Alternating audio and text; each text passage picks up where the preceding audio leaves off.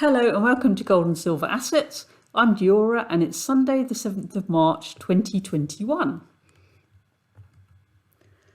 Today we return to the topic of when to sell your gold.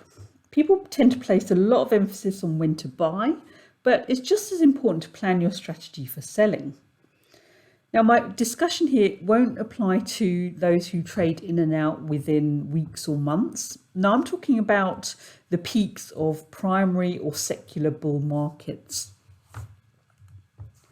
When trying to ascertain the peak of a bull market, there are three main factors that we should take into consideration. In terms of technical analysis, you're looking for the signs that we discussed in my video on the anatomy of bubble tops and pops.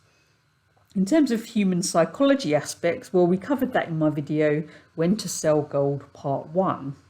I thought that was quite a fun video. I enjoyed making that one. If you haven't already watched those, then go and take a look. But today, we're going to have a look at the fundamentals. If sovereign debt ever gets paid off in an honest way, then that would be a signal to start selling your gold. That's something that actually did happen in the past. So that occurred in 1865 at the end of the US Civil War. At the time, the US Treasury sold their gold in exchange for the fiat greenbacks that they'd previously issued to pay for the war. As things are right now, I actually think it's mathematically impossible for the current US debt to be repaid. If the USA sold all their gold at current prices, well, it wouldn't even make a dent in the principal owed. My video on US bonds gives a good overview of just how bad the budget looks. Now, if gold were repriced to much higher levels, of course, then that would potentially work. But then that's going to have consequences that the government just aren't going to be keen on. Another option would be for Americans to work super hard and the government gets increased tax revenues, but that's not even going to cut it. It's just not going to be enough to pay off all that debt. The only form of resolution that I can think of would be default, and that could be one of two ways. It could be an honest default or a dishonest default. In an honest default, the government would be upfront and they'd say to creditors, look, we just can't pay this off. You're going to have to write this debt off. But that's not going to go down well at all. A dishonest default is by inflating the currency. So basically paying off the debt with increasingly worthless paper. And the thing with this is that it's usually more politically palatable. And it's a solution that the general population are more willing to accept. And the reason for that is that most of the population don't actually understand the mechanisms and consequences of inflation. Overall, I think that we're in a very different situation to that in the Civil War example I showed in the last slide. It's quite hard for me to see this situation being resolved in any way that doesn't eventually lead to a steep rise in the price of gold. One of the big drivers of the gold price is real interest rates. The gold price and real interest rates are strongly negatively correlated. The real interest rate is basically the nominal interest rate minus the rate of inflation. And so here they use the Consumer Price Index or CPI as the inflation rate. This chart shows that in the 1970s bull market, so that's over here, you can see that real interest rates were strongly negative and it went as much as -6% here. The peak of the bull market over here was marked by a sharp rise in real interest rates, and that went as high as 6% over here. That basically marked the start of a 20-year bull market. So in blue here, you can see all of this where basically you've got positive real interest rates. And you can see that it remained positive and above 2% for most of that duration there. Moving on to the gold bull market of the 2000s, this demonstrates how the relationship isn't perfect.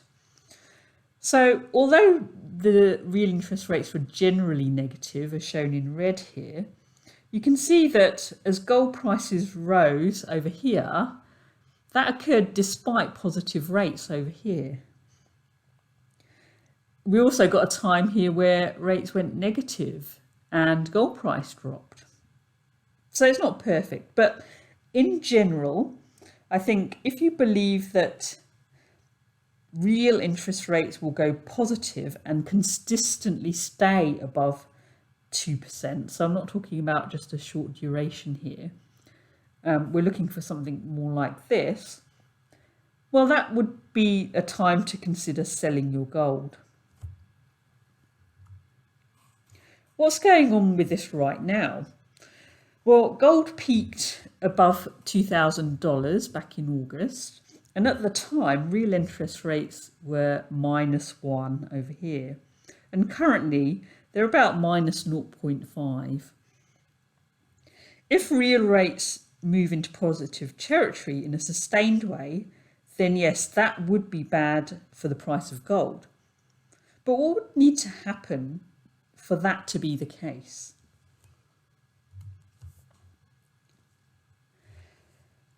To decide that, we need to return to that equation, and we also need to consider the scenarios of deflation and inflation.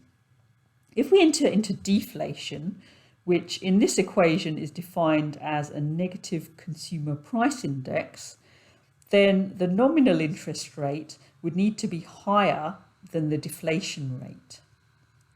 But so far, the standard reaction to deflation by central banks is to cut interest rates to stimulate the economy. In the full fiat era, the greatest amount of deflation occurred in 2008, and at the time the CPI only went to -0.5%. And that's well within the ability of central banks to deal with. I think that deflation would need to reach uncontrollable levels for sustained positive real interest rates to occur. In an inflationary scenario, nominal rates would need to be higher than the rate of inflation. In other words, the central banks would need to hike rates to try and keep a lid on inflation. And that's what occurred in 1980. Could the same thing happen now? Well, that seems unlikely. The reason is that in 1980, the US debt load was much smaller. So this is a chart showing the public debt as a percentage of GDP. So back in 1980, this number was around 30%. And so at the time, if you increased the interest rates, the higher interest payments were actually manageable. You only need to look at this chart to see how much higher the debt is right now. So it's around 130%. Therefore, I think if central banks were to intentionally hike interest rates, then people, companies and governments would not be able to manage the higher interest payments. Right now, I think real rates will stay negative. It's when I see an environment where persistent positive real rates are likely, that for me would be a time to consider selling gold. Another way to try and work out if gold is under or overpriced is to look at it in terms of relative value compared to other things. So these are basically ratio indicators. One such indicator is the ratio of the M2 money supply to gold.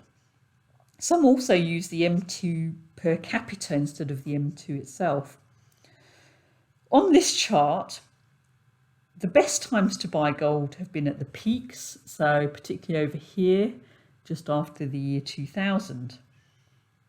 And the times to sell gold are at the troughs. Now, once this ratio gets to below 5 over here, I think that's the time to start getting twitchy. And if it gets to 2.5, like it did in the 70s, then it's time to seriously consider selling. Now, I came across this interesting chart the other day. I don't fully understand how they created this chart, but it looks interesting to me. So what it shows is the M2 US dollar strength adjusted gold price, and the dotted lines represent the minimum, middle, and maximum predicted prices. In yellow is shown the price of gold. On a long-term basis, when the price of gold is below all three lines, so for example here from the year 2000 to 2002, that's a good time to buy gold. When the gold price is above, particularly when it's above all three lines, that's usually a good time to sell gold. Right now, we are well below all three of these predicted values. And so that suggests that gold is cheap on this metric. It certainly doesn't give an indication to sell gold right now. And it also tells us that we're not in an environment that's similar to what occurred in 2012 and 2013. In terms of what the estimated values are, the most conservative, which is the one shown in red, is giving us a value of $2,500. Another reason to sell gold would be if there's a better value elsewhere. The Dow Gold ratio could be used to decide on the switch from gold to stocks. Right now the ratio is 18, so it's just around here. And that's well above the average for the fiat era, which is around 8 over here. Once this ratio heads below 8, then I'll start getting twitchy. And who knows, it could go as low as 1. It's happened before, so it's not impossible. An alternative would be to switch into real estate. And this chart shows the median cost of a house in USA priced in gold ounces. Again, the peaks indicate when to sell real estate and buy gold, and the troughs tell you when to sell gold and buy real estate. This is currently sitting at around 200 ounces, but in 1980 it did get as low as 100 ounces. Here in New Zealand, the national median price is currently 300 ounces, and in the biggest city of Auckland, it's 420 ounces, so it's up here. In conclusion, there's going to be lots of factors to consider when deciding whether the bull run has peaked. There are some that say they will never have zero physical gold, as they always want to have some as a form of insurance. However, the thing you will need to think about is when you would sell the investment portion of your portfolio. It doesn't matter how good you are at analysing this stuff though. Remember, no one's going to be able to buy at the exact bottom and sell at the exact top. That's just being unrealistic. If you manage that, then you just got lucky. It's not possible to do that on a consistent basis. The key thing is to accept that it's not going to be perfect, stay level-headed, and avoid the devastating losses that can occur when overstaying your welcome in a bull market. And that was illustrated in my video on bull market horror stories. Next up, the market update. What's that I smell? Is it blood on the streets? Yeah, there's been a lot of action in the gold market, a lot of fear that I'm sensing. It's interesting because remember here when I was talking about how I thought that was the bottom and price was going to go up from there. And, you know, I thought people were pretty bearish then, but obviously people weren't bearish enough. And here I'm noticing a lot more bearishness. So, I mean, one of the things I'm trying to gauge is sentiment in the market. And so obviously I was too early in calling the bottom there. And this seems a lot more severe in terms of how scared people are. I'm hearing a lot more of people saying, "Oh, gold's that's it for gold. It's over now. Other things are going to take over." And I've heard people talking about $1,400 gold, people selling up. So to me, I mean, that's even more bearish sentiment than it was over here. And remember, we always want to do the opposite of what the majority want to do. Otherwise, you're just going to end up selling low and buying high. So yeah, that's the first thing to think about. Now, interesting. So we've drawn this trend line going downwards. This is actually on the log scale, and we just about touched that trend line. I think it just missed it by a few dollars there, so it's not quite there, but it bounced up. And interestingly, one of our members actually pointed out that if we join the lows from here and here, then we get this intersection over here. Now, obviously, price did go below it, but it actually ended up closing on or slightly above it. So that's another thing to watch there. Will that hold? Really, I think we've reached crunch time for gold.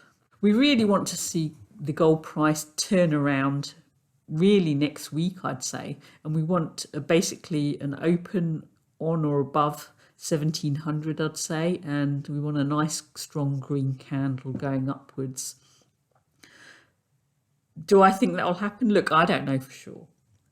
But I'm feeling positive. This is still within our model that fits within the bullishness that we've been thinking about. The fundamentals are still there, I believe. And, at the end of the day, the other thing that you've got to consider is, okay, let's say price does drop further. And actually, the other thing to point out is that if we look at this chart on the linear scale and again join these two lows, we get a slightly different line there. And I think it goes down to about 1650. But the problem with that is that means that this downward sloping trend line will just be out the window. So I don't think that'll happen, but let's see. But, if it were to drop down below here, what would you do about it? I mean, if you ask me, would I get rid of my physical metal? No way. I mean, what can you do with it? I don't want the fiat. And the problem is that, yeah, you can buy it at lower prices, but can you get hold of it? Right now, I'm hearing that still the retail market for the metals is tight, but not only the retail, also at the commercial level, it's even not quite as tight as the retail level, but yeah, particularly for silver, it's tight. That doesn't tell me that people are getting rid of their physical metals. It's quite the opposite. Remember, this is just the paper price. And so, yeah, I don't really want fiat in return for this. Anyway, yeah, I'm hoping for a turnaround at this point. Will that happen? Look, I don't know. I don't have a crystal ball, unfortunately. But, with our analysis, until this model breaks, let's go with it. I'm still bullish, and I think we are still in a secular bull market. The question is, are we going to enter a primary bear market? At the moment, we're in a secondary bear market, which has lasted about 7 months. So I think that still fits in with a primary bull market that we're still in, if you see what I mean. You really do have to think of this in terms of different multiple levels of timescales. Okay, now this is gold priced in US dollars on the monthly scale, and we've been talking about this kind of curved cup shape here, and this is how gold behaves. It does tend to move in these curved shapes in bull markets. So here we had another example, and you'll see fantastic examples back in the 70s as well. And in my video on explosive price moves and tracking them, we talked about how to actually fit these curves. And I tried a few different things, and none of them were ideal because we were just getting...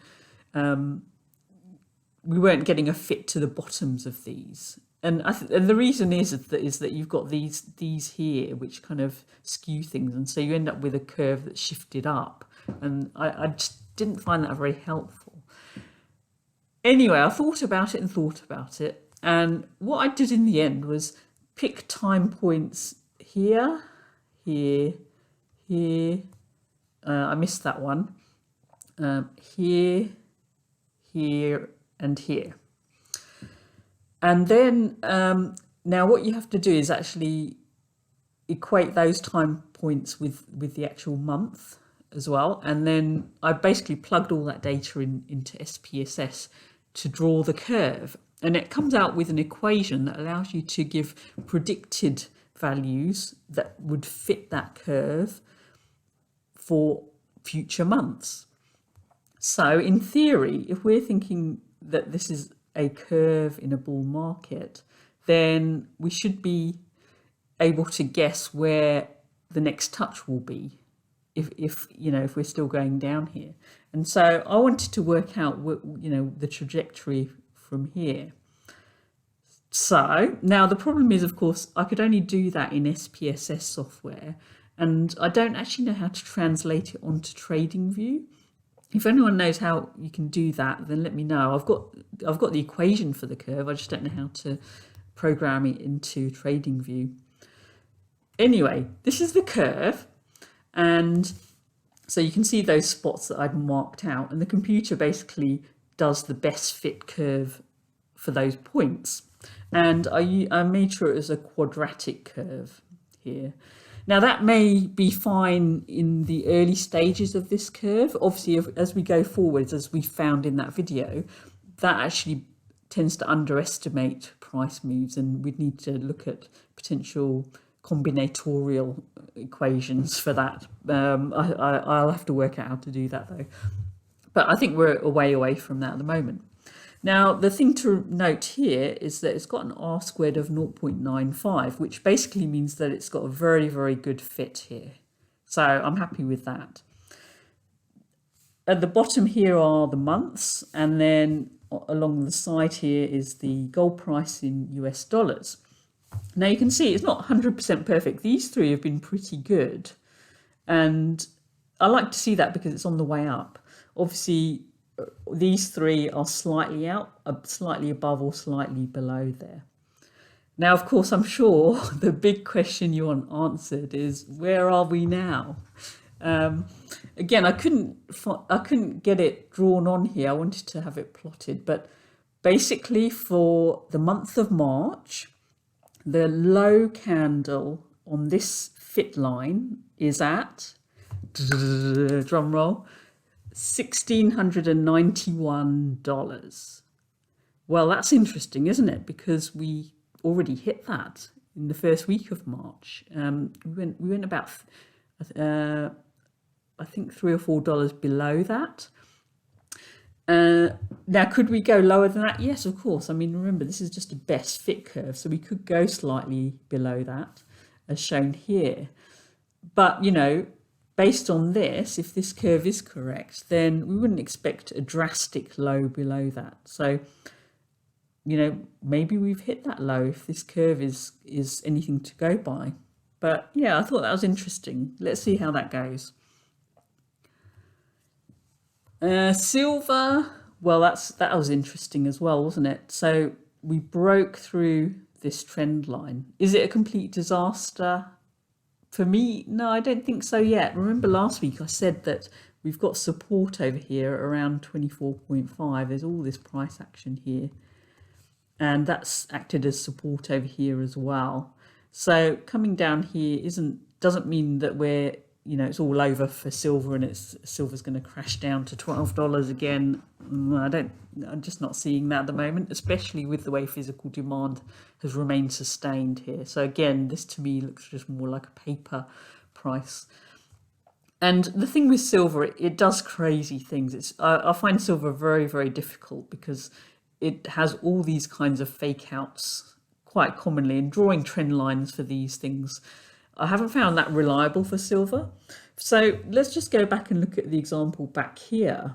I mean, when we were looking at it prospectively, I remember that we were looking at this low here and joining it to this low here, and price poked below that as well. Now it doesn't look so dramatic here, but that's because obviously we've had all this other price action. But at the time, of course, we were zoomed in here, and so there were times where it looked like perhaps the trend had broken, and then it just went back up again.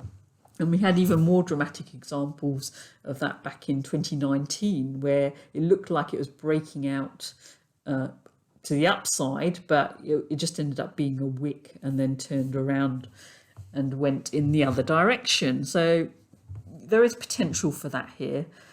So yeah, I would say if it breaks below 24, but I think, to be honest, 24.5 looks better support to me. Okay, and oh yeah, now last week we had a viewer who was asking me why I use the linear scale and not the log scale, because apparently most people who look at charts look at the log scale. I actually look at both, and the reason is that sometimes you get information from one that you don't get from the other necessarily. So I'm just going to give you one of the examples. This is just a certain stock on the Australian exchange that I was looking at. And on the log scale, it looks like this. So it looks like a nice channel going up and down here. And then you can see that the breakout point is about 3.1 cents over here. And then price went up. So yeah, that looks pretty good. But the thing that's interesting is that on the linear scale, this is the exact same chart, but on the linear scale. And this looks more like a kind of falling wedge. And this gives you the breakout earlier at around 2.5 cents, which I thought was quite interesting. So the log scale is useful for drawing that downtrend, because of course here, you wouldn't have been able to draw this upper line until this. I mean, in fact, you might have started drawing it over here and then changed your mind and moved it here. So that's why I kind of flip between two types of scales, and just to see, how different they look. And sometimes you can get clues from one that you don't necessarily get from the other. So the advantage here is that this squeezing action would have been more obvious later in the price movement, and this would have given you a slightly earlier entry than the log scale. But yeah, but I think both have advantages to them, and so yeah, I'm not biased to one or the other. But what do you think? Okay, then the other thing that came up was this whole Fibonacci retracement. And someone said, oh, but it's the same whether you use a log scale or the linear scale. And that's what I thought. But actually, if you open the Fib retracement tool on TradingView, and you have to actually scroll down, and that's why I missed it, you see. What you're looking for is this here. And so if you tick the box, then it gives you the Fibonacci levels based on a log scale. So let's just show you what that looks like. So this is the GDX, which was the point of discussion in last week's video. Basically, one of our viewers brought this up, and he gives a very good explanation of this in a lot more detail. So I'll direct you to his comment in last week's video. But just to show you, so both of these charts are on the log scale, and it shows the GDX.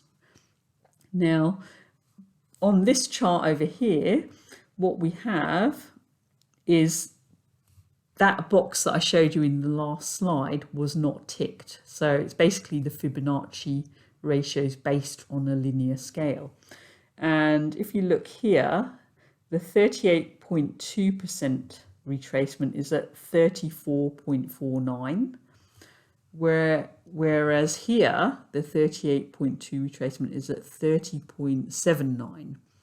And you can see here that it's bounced nicely off of that there.